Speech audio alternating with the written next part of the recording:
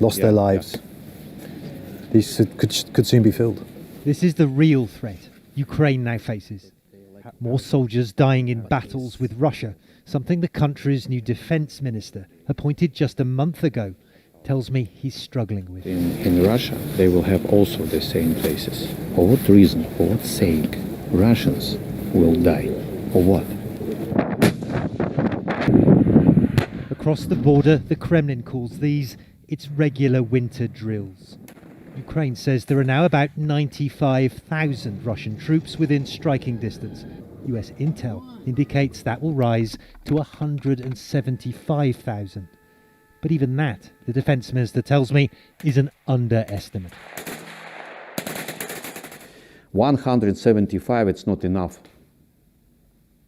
to go to Ukraine. You think Russia will need more than Yes, 175? sure.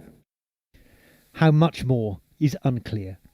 But these latest satellite images from Russia suggest Moscow is now engaged in an unprecedented build-up near the Ukrainian frontier, enough to mount an overwhelming invasion, alarming the US and NATO, although Ukrainian officials seem calm at what looks like an imminent threat. I would say that the different means that we are not in a fear mood. But you're not fearful of a Russian invasion. Is that because you don't believe the intelligence? That No. you don't believe Russia's going to We invade? believe to our intel. We believe to all facts that was fixed by United States intel and etc. But do you believe this is Russia not the will last invade? decision. Do you believe Russia will invade? I will not believe that Russia will have a victory in Ukraine. It's a different, because it will be a really bloody massacre. And Russian guys also will come back in the coffins, yes. Та командувач військово-морських сил Збройних сил України. There's also a belief in Ukraine that Russia, which denies plans to invade, can, with the help of the United States and its allies, still be deterred. This is the defence minister inducting 2 new coastal patrol boats from the US into the Ukrainian Navy. Part of a much broader military modernisation programme Ukraine is trying to carry out with support from the West, angering Moscow.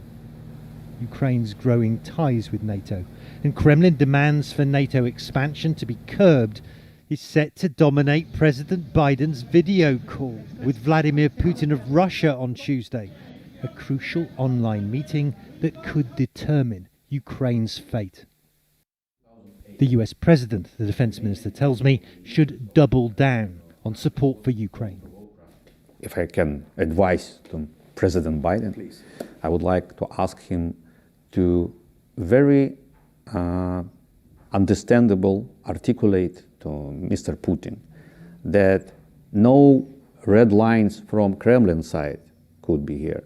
Red line is here in Ukraine, and civilized world will react without any hesitation. We don't need the American or Canadian soldiers here to fighting for Ukraine. We will fight by ourselves, but we need modernization of weaponry. We need electronic warfare, and etc. etc. The problem with America and NATO and others stepping up their help, their assistance for Ukraine, is that it could potentially provoke the Kremlin even further. It could be poking the bear and force them to invade. Is that a concern for you? Do you think that's realistic? The idea don't provoke Russian will not work because Georgia, Salisbury, Crimea. So you think confrontation with Russia is the only way to stop Russia's malign activity around the world? It could be not only confrontation, it could be it should be strong position. We are partners of Ukraine. We will help them in all kinds of ways. And the Kremlin will hear that and it will understand that and it will stop. I'm sure.